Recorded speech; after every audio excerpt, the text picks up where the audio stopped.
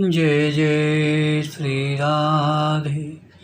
भक्ति भक्ति भगवंतु गुरु चतुर्नाम बपुए, इनके पदबंदन की नाशे विघ्न अनेक। श्याम प्यारी कुंज बिहारी, जय जय श्री हरिदास दुलारी। श्याम प्यारी कुंज बिहारी, जय जय श्री हरिदास दुलारी। श्याम प्यारी कुंज बिहारी, जय जय श्री हरिदास दुलारी। आज के सत्संग में श्री गोविंद स्वामी की शेष कथा का वर्णन करेंगे। गए बाहर गए हे बहिर्भूमि, तहाँ कृष्ण आए झूम। करी बड़ी धूम, आके बौड़न सो मारिए। एक दिन की बात है, श्री गोविंद सखा सोच के लिए बाहर जंगल में गए हुए थे। प्रेम में झूमते हुए श्री कृष्ण भी वहाँ आ गए। श्री कृष्ण ने वहाँ बड़ा ऊधम मचाया। वे गोविंद को मंदार के फलों से मारने लगे। इन्होंने भी जब श्री कृष्ण को देखा तो उठकर उन्हीं फलों से उनको भी मारे। इस प्रकार श्री कृष्ण और गोविंद सखा के बीच अपार कौतुक हुए। श्री भक्तमाल जी के टीकाकार श्री प्रियादास जी कहते हैं, अरे भाई, यह सख्य भाव भक्ति रस का सार जो ठहरा। उधर इनकी माता मार्ग देख रही थी। जब बहुत देर हो गई, ये नहीं आए, घर पर नहीं गए, तब इनकी माता वहाँ आई। गोविंद की माता को आया देखकर ठाकुर जी ने हृदय में विचारा कि अब ऊधम करना ठीक नहीं है, अतः गोविंद की ओट में छिप गए। इसी बहाने से गोविंद की मार से बच गए। गोविंद को देखकर मैया ने कहा, अरे ओट पाई उपद्रवी, तूने इतनी देर कहाँ लगाई।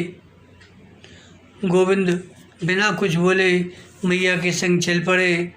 फिर थोड़ी देर बाद विचार आया, मैं तो सोच करने बैठा था, परंतु शुद्धि भी नहीं की। तुरंत इन्होंने नियमानुसार शरीर की शुद्धि रूप सदाचार किया।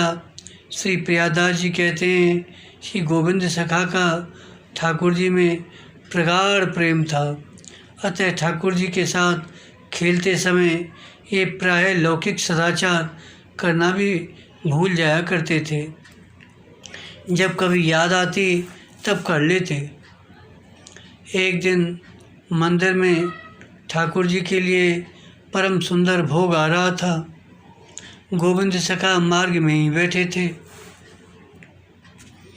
रसोइया से बोले, पहले मुझे भोग लगा कर दीजिए, पहले मुझे भोग ला कर दीजिए, फिर बाद में मंदिर में ले जाना।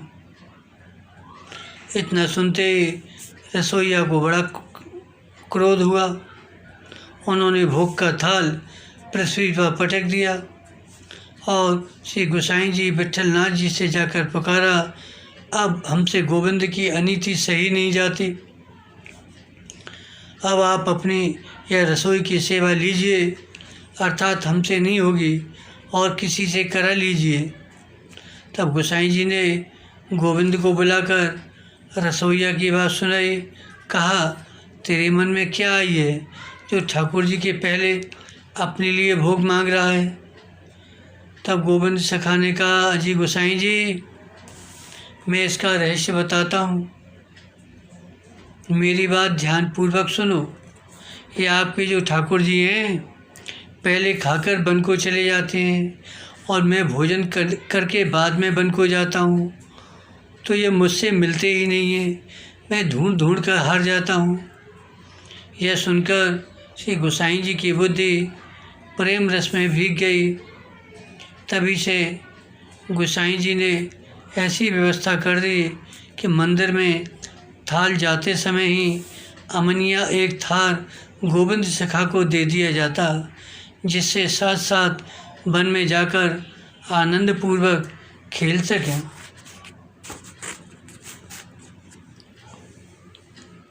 श्री गोविंद स्वामी नित्य लीला प्रकट होने के कारण भक्ति के संस्कार इनमें जन्म से थे। कवित्व शक्ति भी इनकी सिद्ध थी। बचपन से ही कविता करने लगे। इनके पदों को सीखकर बहुत से गायक जहाँ तहाँ बहुत सम्मान प्राप्त करते। कोई वैष्णव जब इनके पद श्री गोसाई विट्ठलनाथ जी के सम्मुख गाते तो गोसाई जी बहुत प्रसन्न होते और उसे ठाकुर जी का भोग प्रसाद प्रदान करते। वैष्णव जन आकर गोविंद स्वामी को ये खुशखबरी सुनाते। एक बार भगवान की इच्छा से श्री वृंदावन में श्री गोविंद स्वामी का श्री गोसाई जी के एक सेवक से मिलाप हुआ। सत्संग वार्ता में गोविंद स्वामी ने पूछा कि ठाकुर जी की लीलाओं का साक्षात दर्शन कैसे हो। तब उस वैष्णव ने कहा कि मैं इस संबंध में फिर बताऊंगा। इन्होंने कहा, मैं तो ये रहस्य जानने के लिए बहुत ही उत्सुक हूँ और आप कहते हैं पीछे कहूँगा। मैं कब तक यूँ ही अज्ञान में पड़ा रहूँ। तब उस वैष्णव को इन पर दया आई। वह बोला, आजकल तो ठाकुर जी को श्री विट्ठलनाथ जी ने अपने बस में कर रखा है, अतः ठाकुर जी की प्राप्ति तो उन्हीं के द्वारा हो सकती है। तब श्री गोविंद स्वामी जी ने उस वैष्णव से निवेदन किया कि मुझे श्री गोकुल ले चलो, गोसाई जी का सेवक बनवा दो। दूसरे दिन दोनों श्री गोकुल आए। उस समय विट्ठलनाथ जी ठाकुरानी घाट पर स्नान करके संध्या वंदन कर रहे थे। यह देखकर श्री गोविंद स्वामी को संदेह हुआ कि श्री ठाकुर जी तो प्रीति के अधीन हैं, ये कर्मकांड रत दिखाई पड़ते हैं, तो भला ठाकुर जी क्यों कर इनके अधीन होंगे।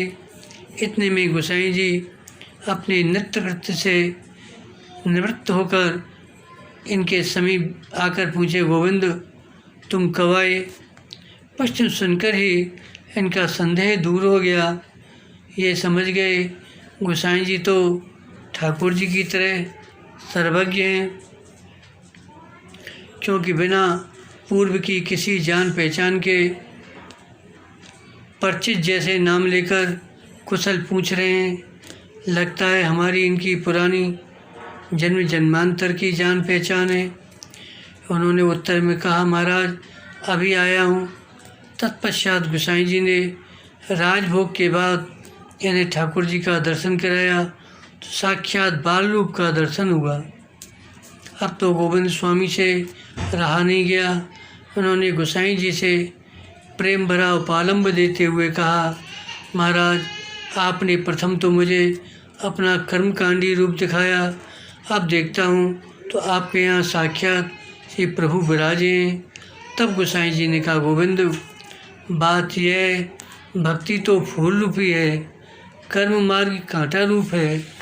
जैसे कांटों से फूलों की रक्षा होती है, उसी प्रकार कर्म मार्ग रूपी कांटों की बाढ़ से भक्ति रूपी फूल की सुरक्षा होती है। अतः मैंने कर्मयोग की रीति दिखलाई। रहस्य की यह बात सुनकर गोविंद स्वामी बहुत प्रसन्न हुए। फिर इनके अनुरोध पर गोसाई जी ने इन्हें विधि पूर्वक दीक्षा दी, ब्रह्म संबंध कराया। अब ये गोविंद स्वामी से गोविंद दास हो गए। इन्होंने अपनी जन्मभूमि आंतरी छोड़कर गोकुल को ही अपना निवास स्थान बनाया। इन पर श्री गोसाई जी बहुत कृपा करते थे। गोविंददास जी नित्य महावन के एक टीले पर बैठकर पद कीर्तन करते। ठाकुर जी नित्य इनके पदों को सुनने वहाँ आते। कभी कभी ठाकुर जी भी इनकी तान में तान मिलाकर पद गाते। एक दिन मदन गोपाल दास नाम के एक वैष्णव इनके समीप बैठकर पद सुन रहे थे। ठाकुर जी भी इनके साथ गा रहे थे। तान में तनिक अंतर देखकर इन्होंने ठाकुर जी से कहा, तान सूधी लो। मदन गोपाल को आश्चर्य हुआ, यहाँ तो कोई और है नहीं, ये किससे बात कर रहे हैं। उन्होंने पूछा भी, इन्होंने बात टाल दी, मैं तो यूँ ही बका करता हूँ। परंतु आखिर एक दिन रहस्य का पता चल ही गया। विट्ठल नाथ जी ने एक दिन पूछा, गोविंद ठाकुर जी कैसा गाते हैं? तब उन्होंने कहा, महाराज ठाकुर जी जैसा गाते हैं वैसा तो गाते ही हैं, स्वामिनी जी उनसे भी बढ़िया गाती हैं। श्री विट्ठल नाथ जी गोविंद के ऊपर युगल की कृपा विचार कर मुस्कुरा गए। एक दिन इनकी जन्मभूमि आंतरी गांव से कुछ लोग इनसे मिलने आए। ये यशोदा घाट पर बैठे थे। उन लोगों ने इन्हें पहचाना नहीं। इनसे ही पूछने लगे, गोविंद स्वामी कहाँ रहते हैं? बोले उनके मरे तो बहुत दिन हो गए। उन लोगों को विश्वास नहीं हुआ। ये पता लगाते लगाते इनके घर पहुँचे। इतने में ये भी घर आ गए। इनकी बहन कानाबाई ने कहा, यही है गोविंद स्वामी। तब उन लोगों ने इनसे पूछा, आपने ऐसा क्यों कहा कि उनको मरे बहुत दिन हो गए?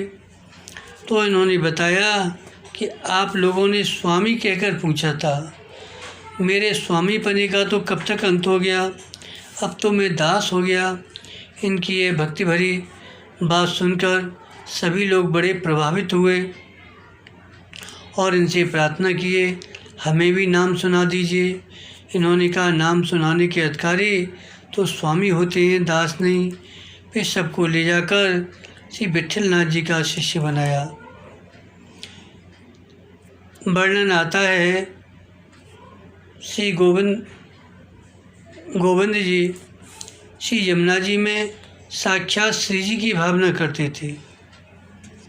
कभी भी उनमें पाम नहीं रखते थे, पाम स्नान नहीं करते थे, स्नान कुएं पर करते। एक दिन गोसाई जी के पुत्र श्री बालकृष्ण जी और गोकुलनाथ जी ने इन्हें ज़बरदस्ती पकड़कर श्री यमुना स्नान कराना चाहा तो इन्होंने अपनी निष्ठा की बात बताई। तब उन लोगों ने इन्हें छोड़ दिया। स्वयं भी बड़े भाव पूर्वक श्री यमुना जी का दर्शन करने लगे। तब उन लोगों को भी यमुना जी ने श्री जी के रूप में दर्शन दिया।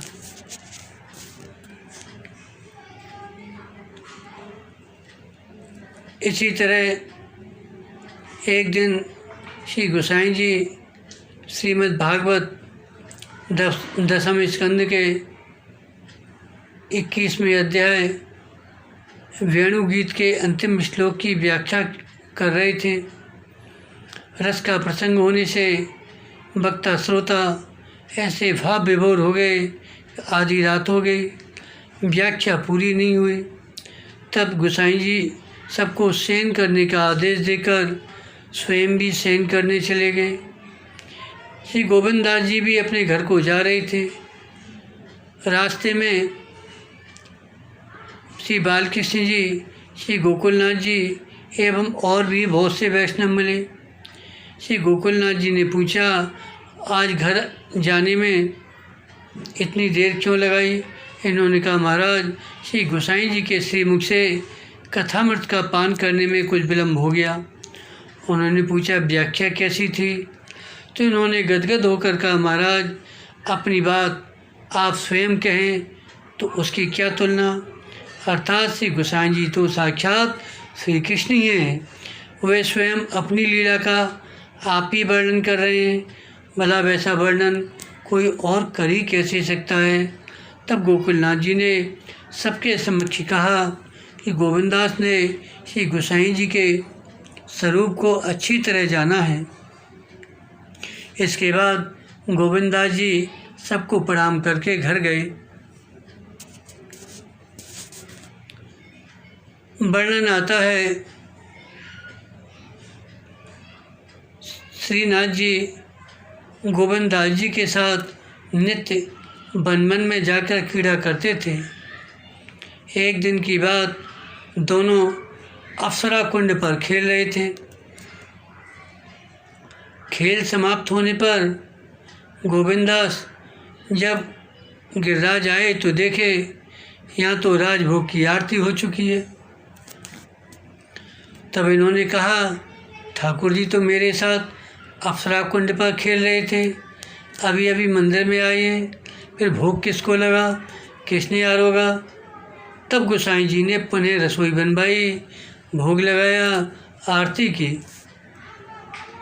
एक बार श्री गोपाल दास जी भितरिया ने भी श्रीनाथ जी एवं गोविंदास जी को पूंछरी की ओर से आते देखा था।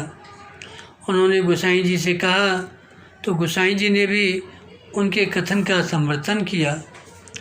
एक दिन की बात, उत्थापन के समय गोविंदास जी श्रीनाथ जी का दर्शन कर रहे थे।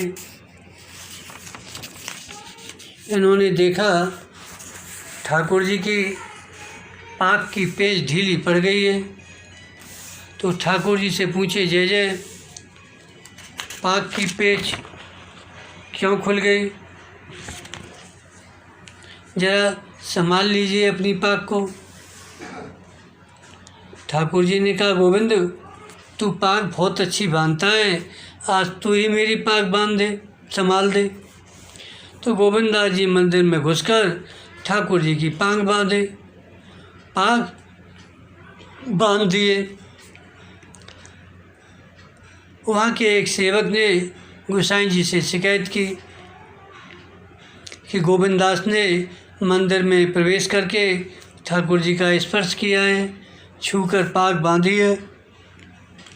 गोसाई जी ने कहा, गोविंद के छूने से श्रीनाथ जी नहीं छू जाते, ये तो नित्य गोविंदास के साथ खेलते रहते हैं। एक दिन श्री गोसाई जी श्रीनाथ जी का श्रृंगार कर रहे थे और गोविंदास जी जगमोहन में कीर्तन कर रहे थे। श्रीनाथ जी श्री गोसाई जी की दृष्टि बचा बचा कर गोविंदास जी को कंकड़ी मार रहे थे। जब 8 कंकड़ी मार चुके तब गोविंदास जी ने भी एक कंकड़ी श्रीनाथ जी को मारी।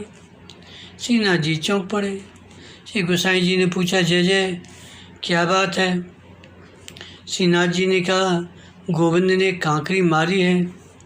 श्री गोसाई जी ने झुंझला कर कहा, रे क्यों रे गोविंदा, सेवा के समय भी उद्यम करता है। तब गोविंदास जी भी ऋषा कर बोले, गोसाई जी आपको अपने ठाकुर जी का दोष दिखाई नहीं देता, मुझे ही आँख दिखा रहे हो। आप अपने पूत को तो सपूत मानते हो, दूसरे के पूत को मूली गाजर समझते हो। देखो हमारी ओर, जब आपके ठाकुर जी ने 8 कंकड़ी मुझको मारी तब तो आपको नेक भी गुस्सा नहीं आई। जब मैंने एक कांकरी मार दी तो आप आंखें लाल पीली कर रहे हो। यह सुनकर गोसाई जी हंस गए। श्री गोविंद स्वामी जी का आगे का चरित्र अगले भाग में करेंगे। आज यहीं विश्राम कर रहे हैं। जय जय श्री राधे।